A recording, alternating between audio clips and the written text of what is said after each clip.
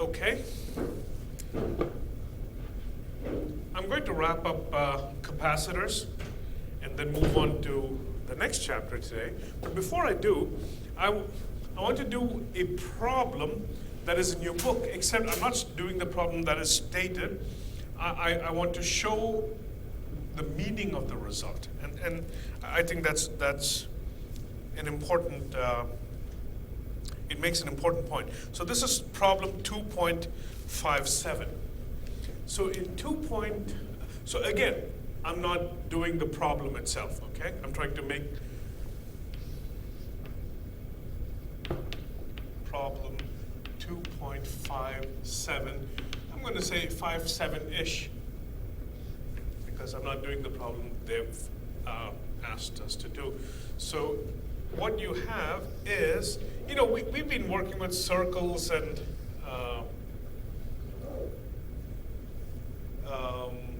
coaxial cylinders and plates, you know, very nice geometry. So if you have an infinite cylinder or a circle, the problem is these things have perfect symmetry. So you don't see some of the features as to what happens in general when you have perfect symmetry. Why? When you have perfect symmetry, everything looks like every other point. So it doesn't depend on the shape. So consider, if you will, a conducting material, you know, a metal, if you will, that is not circular, but rather sort of ellipsoidal. So this would be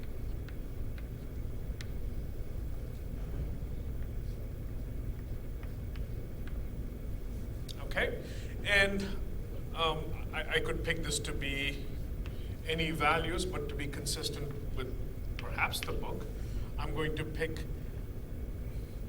this distance to be A, this distance, so let me clarify. It's like a Fabergé.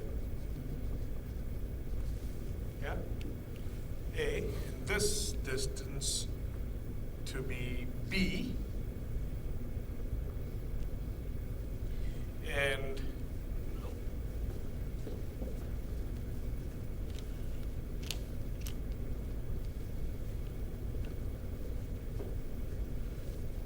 this distance to be C. Okay. In this case, the equation of this surface can be written as x squared over a squared plus y squared over, see, this would be normally equal to 1 for an ellipse. If A and B are equal, it's a circle. But now it would be distorted. Now you do the same thing for, okay? So this is a conducting surface. And on this conducting surface, you throw in a charge, Q. The question is, how will the charges align itself on the surface of the conductor? What I have deliberately not mentioned all along, because its proof comes in chapter 3. If you have bunches of conductors and you put charges on each conductor, okay, no symmetry required. There's only one way the charges will align itself. So if you find a solution where some criteria are met, you have the solution. Okay, that and Griffiths makes some arguments for it. We use this implicitly. Remember, we did the capacitor problem where we had two spheres, and spherical capacitor I called it, and then inside one had charge Q, and the outside one had charge minus Q. And we had to find the potential difference, so we integrated the electric field. What electric field did we use? KQ over R squared, as if it was a perfectly uniform distribution. When you have two spheres, why does it have to be uniform distribution? Can it do something weird? The answer is no. We just tacitly assume that the simplest case is what happens. But we will have in chapter 3 an existence and uniqueness theorem that says if you have a solution, well, you don't know what that entirely means, then you have the solution.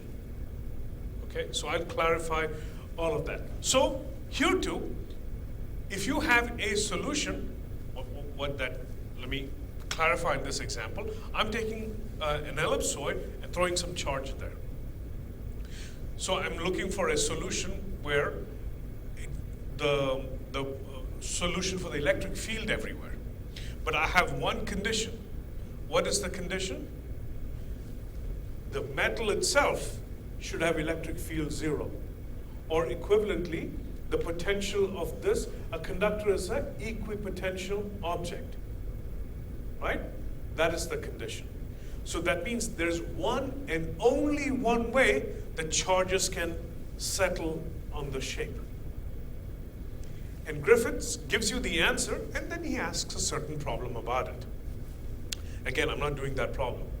And he gives you a reference. This is where I got the answer from. And he also puts caution. It's a real tour de force. That means if you look at the solution, it is a long calculation. We're not doing long calculations for the sake of long calculations. Somebody has done it, but there's an important lesson here. So let's learn the lesson. And what Griffith states is, in this case, I mean, that's literally what he says. In this case, and he gives a citation for it, the charges on the surface, sigma, is such that it is total charge over 4 pi A, B, C, these guys, huh? Times, well, let me, x squared over, not a squared, but a to the 4th, plus y squared over b to the 4th, plus z squared over c to the 4th, to the minus 1/2, 1 over square root of that. Okay, so I want to analyze this one. So I will pick a slightly simple geometry so that we have only one variable. I will pick this guy to be a sphere, almost like I have drawn it. Yeah? So pick A equals B equals some R.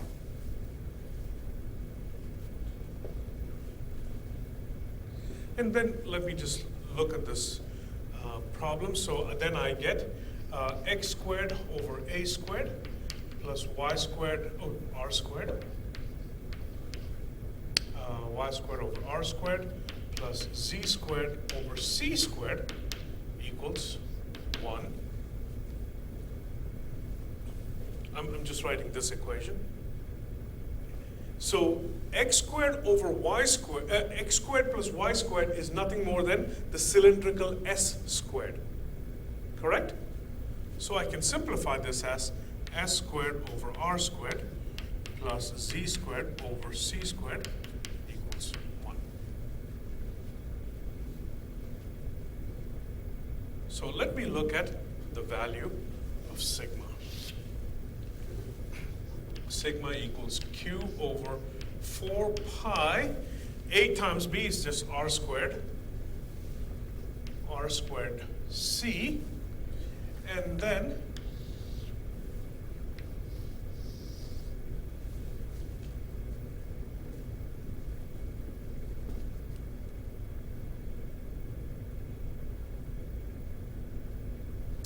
I can do this as 1 over r squared, x squared over r squared plus y squared over r squared plus z squared over c to the 4th. I'm just simplifying it slightly. And q over 4 pi. There's nothing magical about this. It is just algebra. 1 over r squared. What is this guy? that is 1 minus z squared over c squared, correct?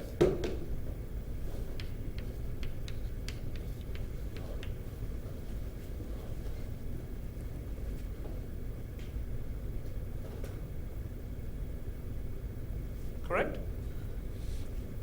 And so I have 1 q over 4 pi. I just want one single variable. I'm just doing just algebra here at this point. Nothing. So I get 1 over r squared plus z squared over c squared times 1 over c squared minus 1 over r squared.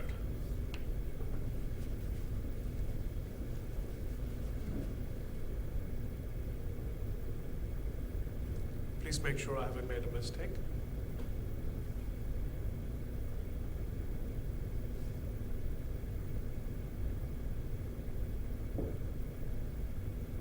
Yeah? So this is just 1 over r squared. Then z squared over c squared times 1 over c squared is z squared over c to the 4th. Then I have minus, see there's z over c squared, the remaining is 1 over r squared. Okay? And what I'm going to do is I'm going to pick, like I have drawn here, I don't need all of this anymore. I'm going, c, let's make it much greater than r.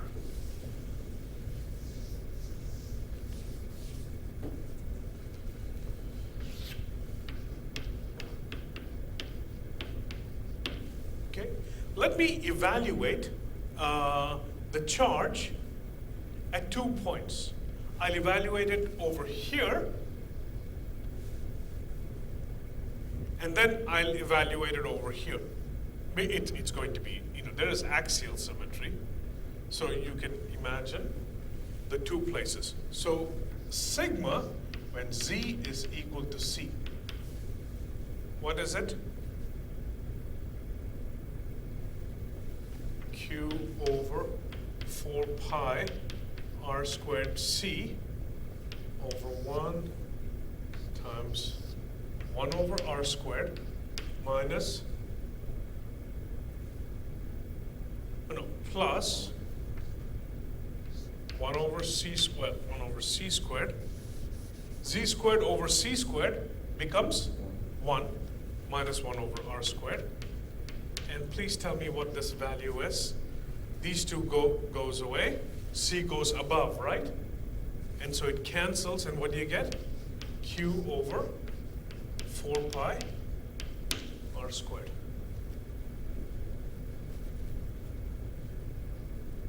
Is that true? So that's this value right there.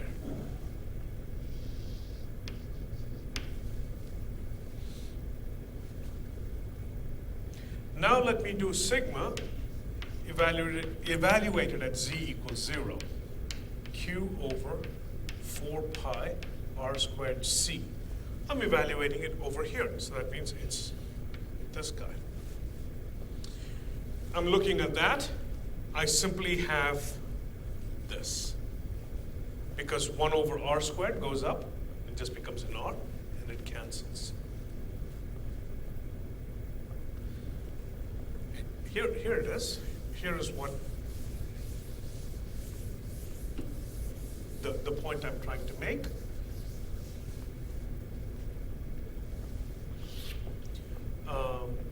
Sigma at z equal to c divided by sigma at z equal to 0 is what? Let's do it this way. Q 4 pi r squared, and divided by, so I do Q 4 pi r c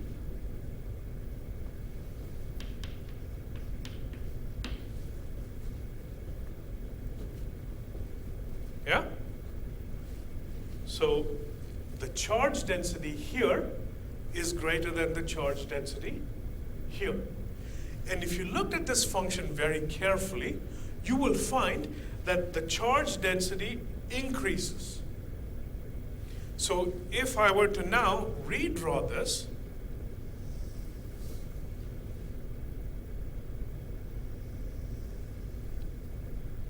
I would find that the charge, what I'm trying to do is create a metal rod. I can make C longer and longer and longer. This begins to look like a metal rod. And I will find, let's say it's positive charge. I will find there's some charge over here. But as it gets closer to the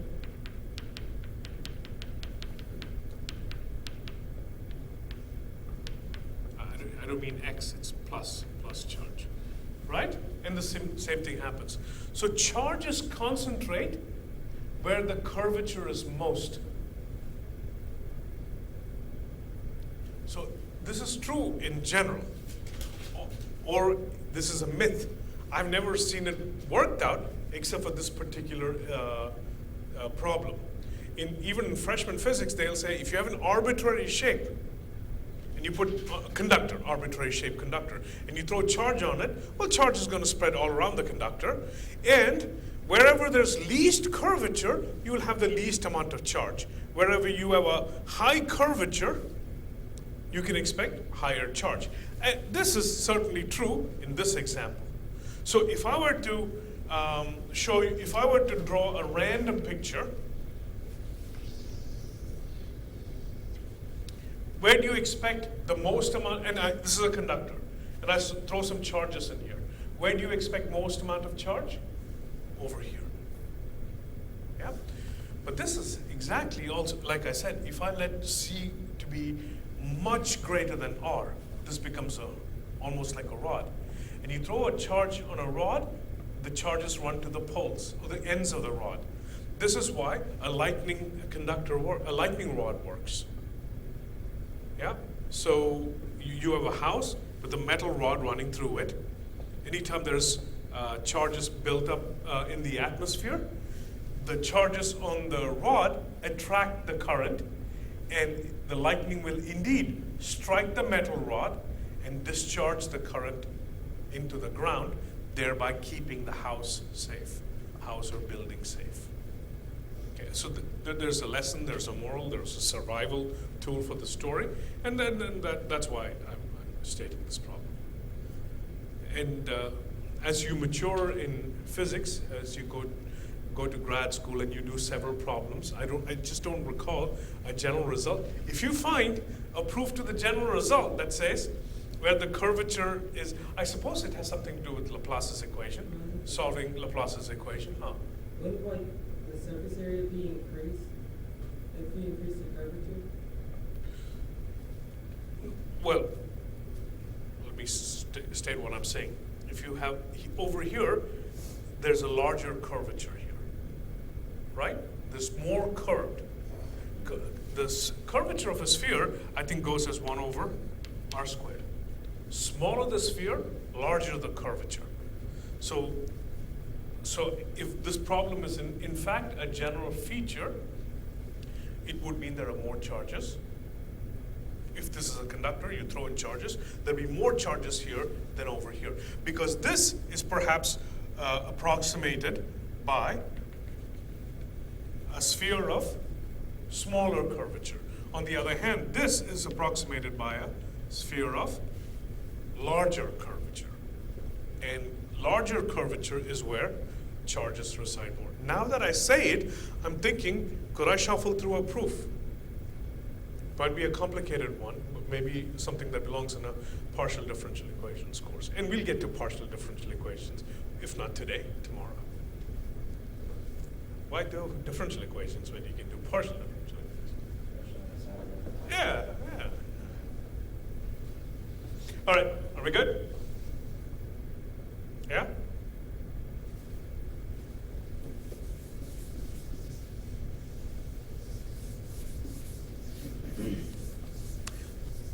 Last topic of capacitor. energy stored in a capacitor. The math is simple, but there's physics that you have to be mindful of.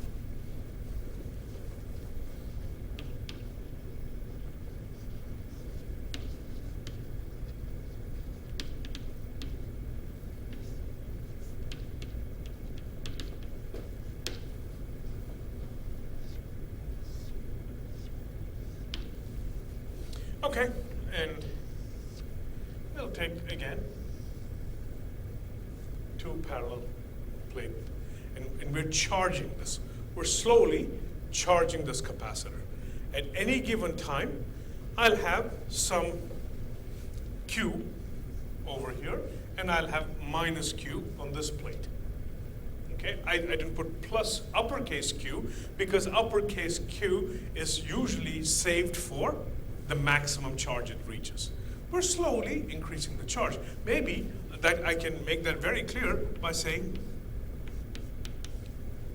maybe I'm connecting a battery to it, and there's a current being run, and I'm taking, so how do I charge a capacitor? I take negative charge from here and push it to over here. That way, the negative charge gained on this side matches in magnitude to the positive charge gained on this side. So I'm going to take a chunk, and I'm going to call it negative dq. This is V plus, this is V minus. Okay? And in the language of capacitors, by V, what do I mean? The magnitude, the difference in potential, not the minus value. So it is actually V plus minus V minus, but it turns out V plus is greater than V minus, so I can write this as. Okay, that's V. Fine.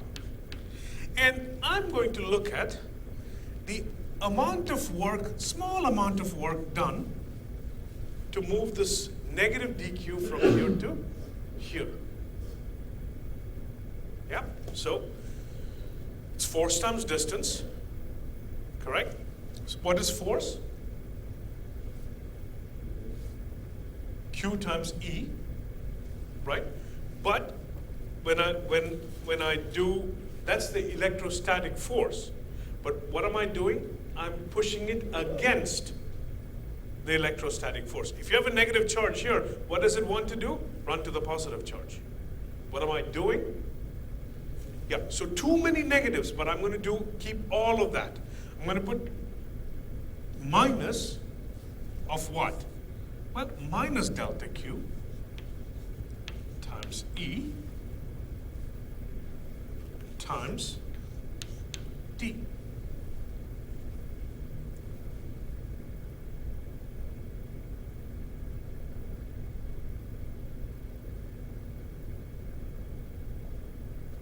Yeah? So, minus and minus is good. This is, so delta W equals negative, the minus has gone away, E times D.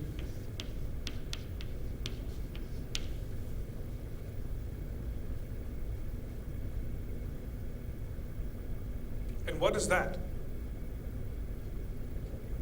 Negative the change in potential.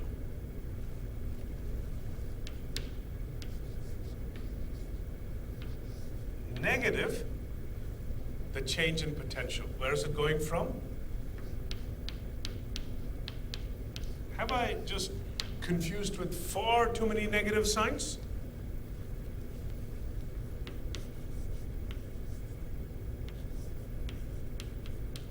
In the book, they'll just write it down and you'll get the answer.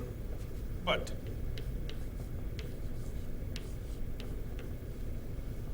look, stare. So let me explain. It is, I'll let you copy it down. Because the math itself is trivial. To do the work is force times distance. I didn't integrate because all of these are constant. If electric field magnitude is constant. and we're just moving this way. How much? Well, the distance is delta. That would be d. So it is charge times electric field is the force. Force times distance is the work done, except we're moving against the electrostatic force. So I stick a negative sign. Then the negatives go away, so I get E times D. E times D is negative the change in potential. Why is that? Don't forget that delta V equals negative, right? Negative E dot. So this is negative of the change in potential. Well, change in potential from where to where? Well, we're going from here to here, so it's V minus minus V plus. Once again, I take the negative in, and it's this value. But that is precisely the absolute value. So, yeah. That's for an infinitesimal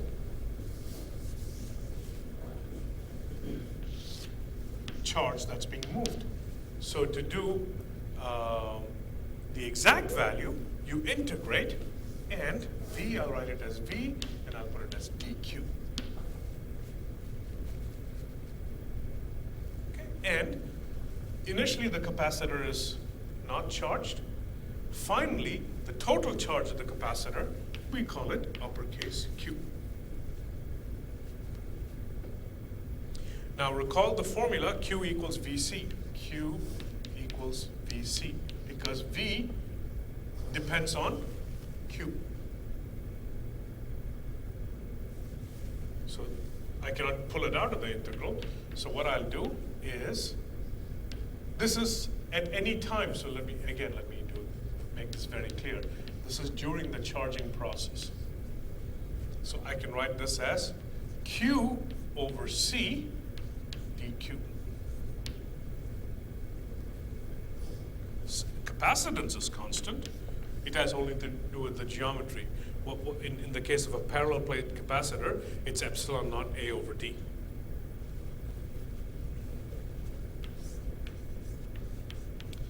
And 0 to Q, and you will have the formula that you've always known.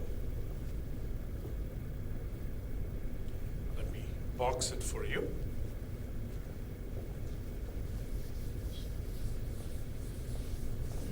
And there are multiple versions of this formula. One implies all the other ones. Maybe this is the one to remember. 1/2 Q squared over C. Again, isn't it neat that always energy has to do with 1/2 mv squared kind of thing, right?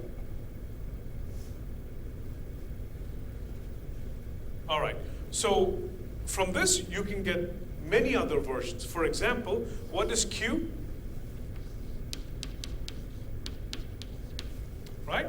So then I can do W equals 1/2 V squared C squared over C. So 1/2 C V squared. And you can write it with some other substitution as well.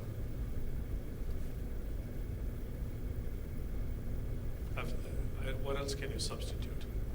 Here I substituted for Q. Maybe I can substitute and write it as Q and V. Get rid of C, for example. So remember only one. And remember, you can get other versions from this, depending on, two things have to be given. Depending on what two things are given, you can solve for the other quantity. Because what are the ingredients? There's Q, V, and C. So and we have one equation. And this is the other equation. So you need two, and then we can get the other ones. That is the energy stored in a capacitor.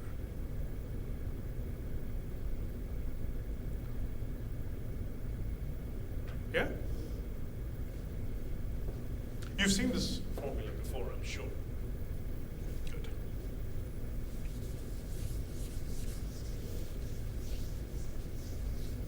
Chapter 3.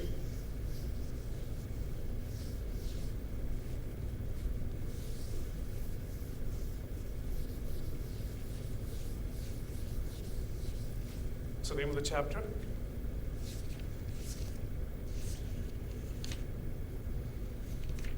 Potentials. It is curious that a whole chapter has been devoted to something that is just casually mentioned. So thus far, especially in your freshman physics course, potential, yeah, something you measure with the multimeter. We have a formula for it. Now we have a chapter.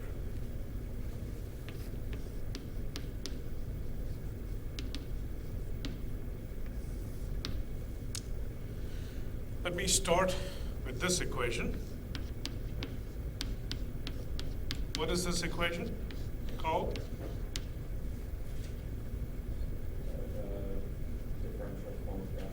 Differential form of Gauss's law. Good. We also have E equals negative gradient of V. So I'm going to take this and stick it in there. And then you get that the Laplacian of the potential is equal to that. What is Laplacian?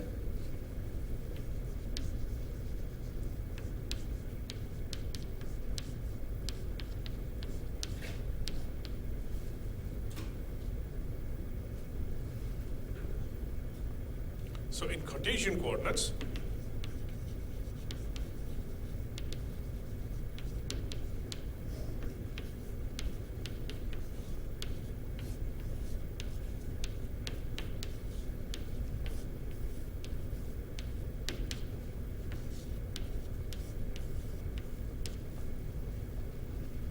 yeah? So this equation would translate to V, which is a function of x, y, and z, and look at how complicated this is. Travis is saying, wait a minute, I'm just doing calculus, what, 3.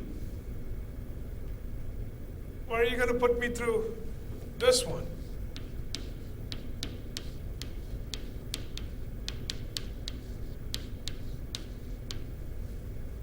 Clever ways of solving this. This is a partial differential equation. If you ask any partial differential equation person, they'll tell you this is not just any partial differential equation, but rather the most important partial differential equation, or perhaps even can be called as the partial differential equation. This is called the Poisson equation.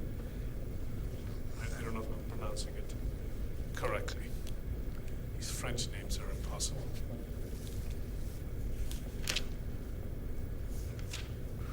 Huh, who speaks French? There's Poisson and Poisson. One is poison, the other one is fish. I don't know. This might be neither. Poisson. Is that what it is? Mm-hmm. That's the spelling. How do you say it? Poisson.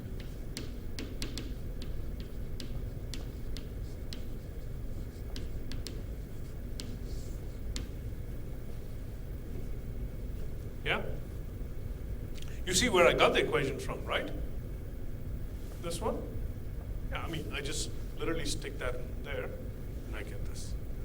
So, I mean, this is compactly written. This is in Cartesian coordinate system. For us, we'll do both, but we'll also have an important case. You might have charges in a conductor, and so maybe there are many conductors. Maybe there's a current carrying wire, but the universe splits into two pieces for us. Places where there are charges and places in between.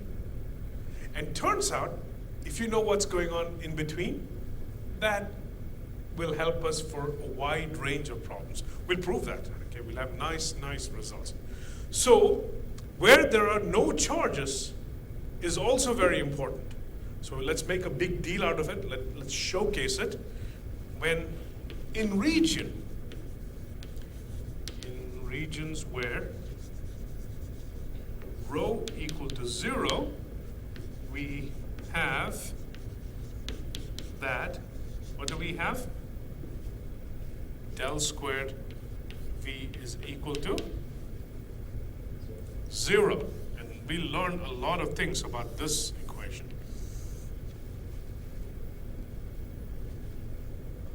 This too has a name. Actually, this might be the partial differential equation. It's the homogeneous part, no sources. This is called the Laplace equation.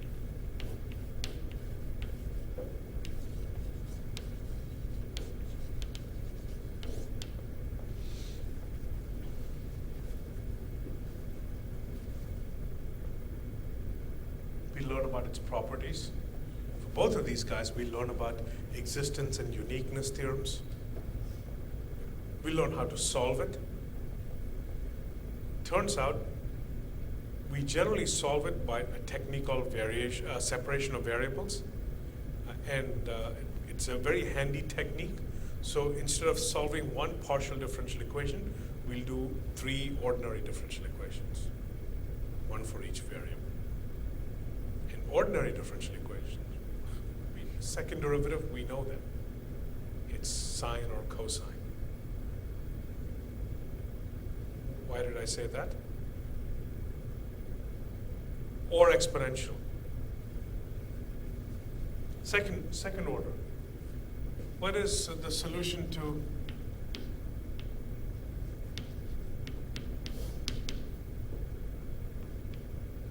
some?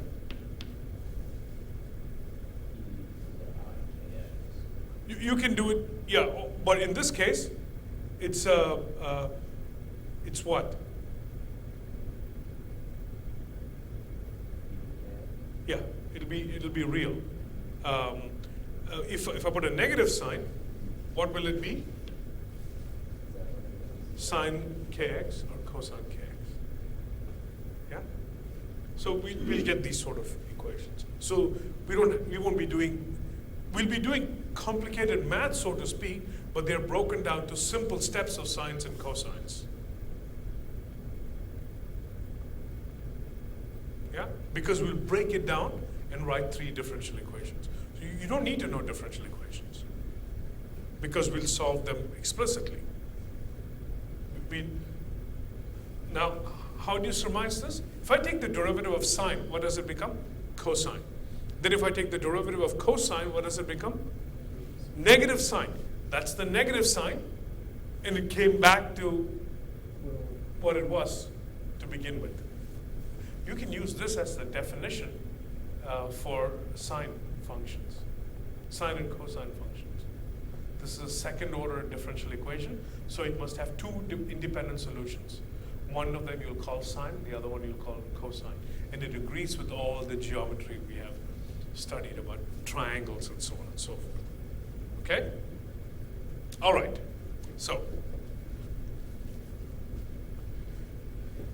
solutions to Laplace's equations, as Griffiths points out, is the most, Laplace's equation picks out the most boring functions. Nothing exciting going on. If you want to find the value of the potential at one point, if it satisfies Laplace's equation, it is the average of the value of that function in a sphere around it. And this is true for every point. Isn't that just crazy? Which we'll prove this. Yeah? As a matter of fact, I usually have a tight schedule all the time. I won't be so tight today. A few minutes early, we're just going to talk about it, and we'll start the new topic on Monday. So let me tell you the first thing that I will show. If you want to know the potential here, you take a sphere around it, of any radius, yeah? And then you compute the average value of the potential. What does that even mean? I mean, let me just call this V of R theta. Let me even call this R. This distance is R. To find the average value of the potential, well, we'll take the potential and integrate it over the circle.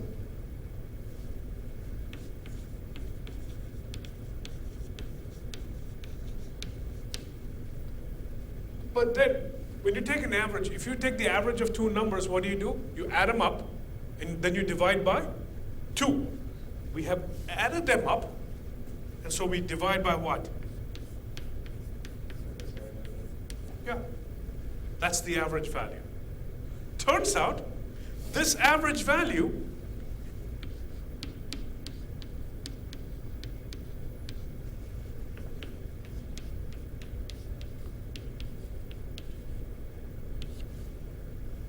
actually, that is just at the origin. No theta and phi doesn't make sense anymore.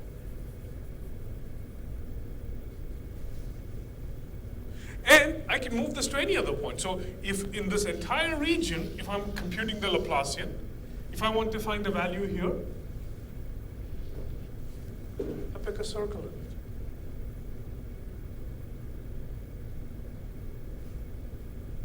This is not difficult to show, but you should know the meaning behind it. Why is this a very boring function? Suppose Laplace's equation is true here, right? Then because of this, the statement that I'll show, the Laplace's equation cannot take a maxima or minima in this region. It can only take it in the boundary. You might say, well, how do I know that? Well, suppose it took a maximum value here. But that means this value is equal to average of this value. That means somewhere along the point, somewhere along the sphere, it must take a same value as that. Well, then it's not a maximum, is it? Unless the whole thing is constant everywhere. Yeah? So the maxima and minima of Laplace's equation can only take values in the boundary. You know, maxima and minimas are usually like hills and valleys, right? So this is a function that's the most boring function without hills and valleys. It has to be carefully crafted so that it doesn't do anything. But how do you go from one place to another without hills and valleys? Well, through Laplace's equation. Solutions to Laplace's equation. You see the argument of why it cannot have a maxima or a minima, right? If it's not constant. It could be a constant. You can say V equals 7 everywhere. That means every point is maxima, every point is minima. That works. You take the average of 7, it's going to be 7. Yeah. But that's if it's a constant function. If it is not a constant function, that's not possible. That means if it is not a constant function, if this is 7, points may be here that's 7, but there may be some point which is not 7. Less than 7. So the average goes down. If this is maxima and it's 7, all of this better be 7. If that's the maximum. If your grade in E&M class is 87, and it's the maximum, but if it's also the average, then somebody else has to make, if someone makes less, someone has to make more. But more can't happen if it's a maximum. The only way that can happen is if everybody made 87. So it's either a constant function, well, the Laplacian of constant function is 0 because you take the derivative of 7, it's going to be 0. Or the other option is nowhere in the interior of where that equation applies, of the solution, can you have a maximum or a minimum. all maxima and minima should happen at the boundary point, where maybe the charges are or conductors are. This is vacuum because regions where rho equals 0.